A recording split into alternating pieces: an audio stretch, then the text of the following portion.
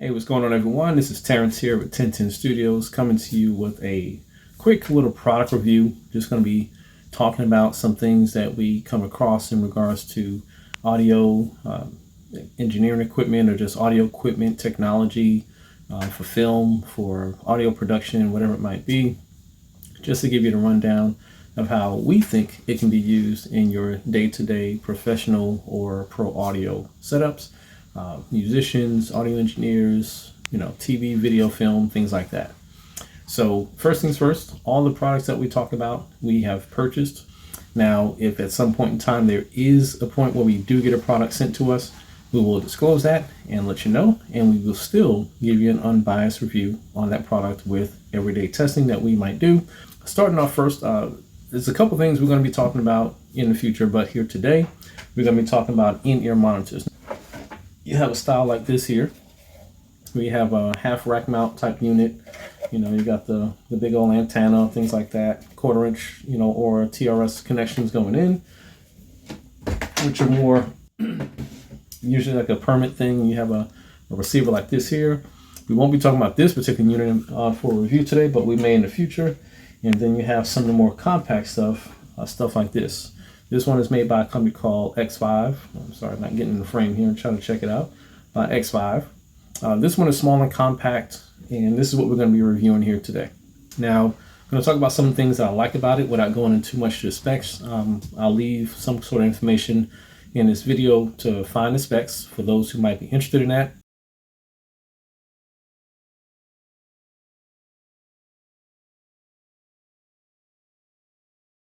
But for practical reasons here, this right here, as you can see, is very small and compact. It literally can fit into your hand, and you can almost palm the whole thing.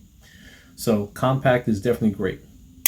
This clip is very tight and very good. It's very tight. You don't have to worry about it moving once you put it on your hip or your belt or anywhere you might tuck it away. That's great.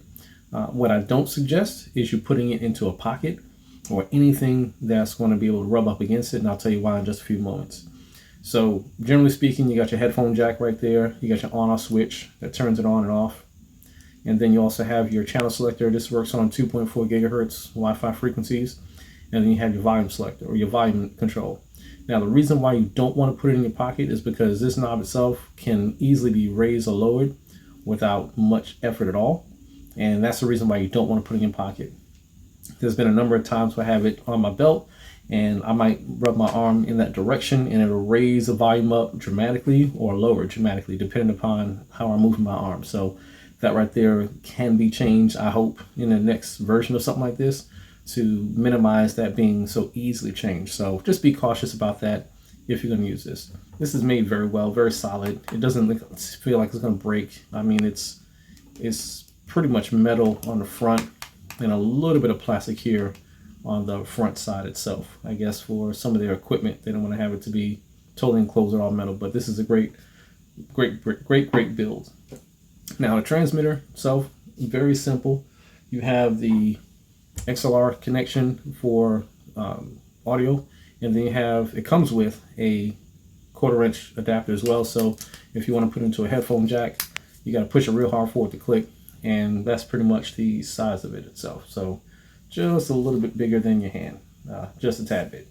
But when you just have the XLR version, it pretty much is invisible. So now this is something really easy to use. I mean, you got your on and off. It'll say, actually it says mute and power. So I guess mute is off, and then you got the power that turns it on. You have your aux or line selection. Let me just turn it the right way. Your aux or line selection right there. So you should be able to turn it to whatever kind of volume you need to be.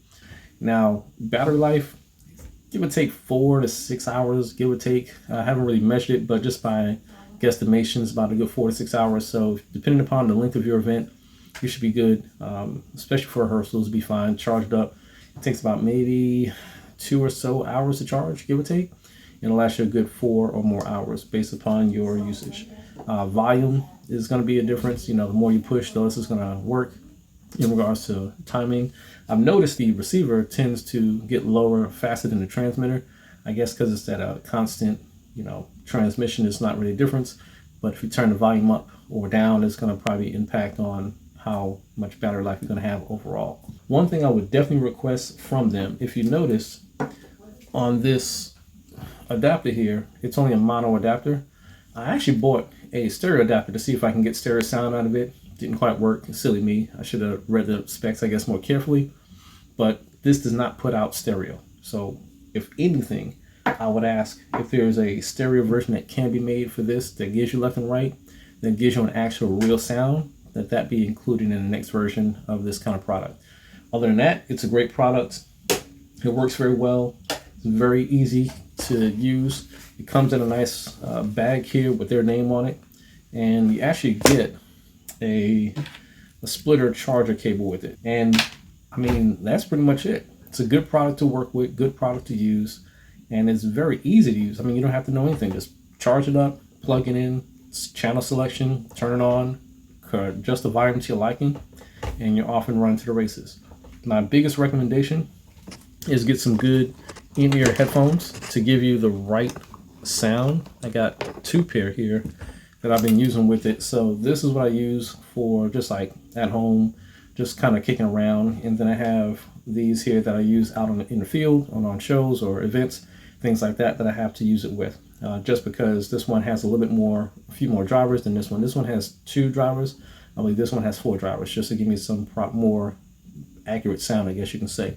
It still comes in mono, but I can still hear what I need to hear. So that's basically the review. If you're looking for something like this, compare it to what you need it for. Definitely look at different vendors, different manufacturers, look at the specs, because I don't want you to choose this or any product without doing your homework based upon your needs. So that's just a review on the Xvive U4. So definitely check it out, and hopefully you enjoyed this here. If you did, definitely to subscribe to this channel. Let us know what you do use in comparison to this. If you've used it before, if you like certain, transmitters or packages like this better than this one, let us know. We'd be happy to hear what you guys say. Until next time, make sure you subscribe. See you on the next show or next review, and stay tuned, stay blessed. Catch you later.